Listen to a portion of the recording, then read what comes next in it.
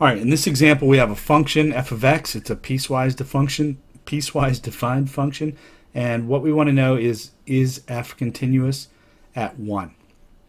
So what we need to do is just check the three conditions, right?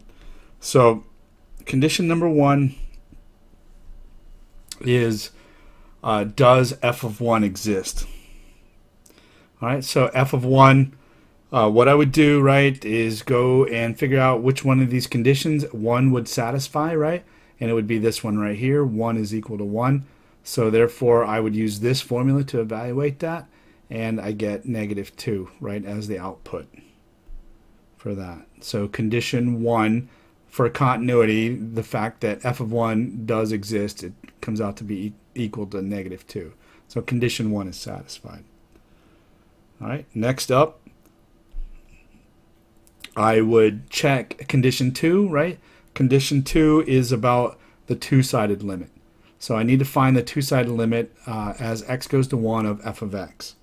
So if you remember back to how that worked, just even the numerical point of view that we took, what we did was we looked at the y values for x values that got closer and closer to 1, right, but not equal to 1. And so if we're going to be plugging in x values that are pretty close to 1 but not actually equal to 1, right, we would be using this formula right here to do that.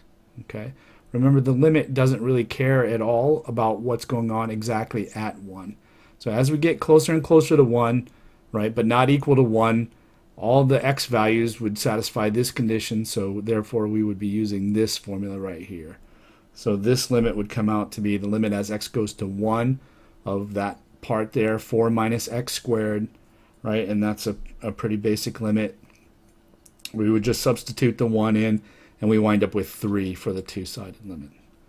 Okay, so condition 2 for continuity is satisfied. The two-sided limit as x goes to 1 of f of x, it does exist. It's equal to 3.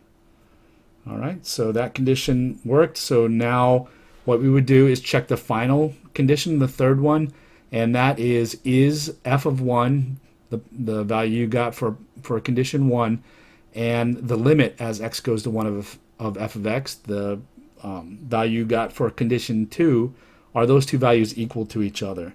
And here we know that that is not true, right? F of 1 was -2. The two-sided limit was positive 3. Those aren't equal to each other, and so therefore our conclusion is f is not continuous at 1. It failed one of the conditions, right? And so that's the conclusion.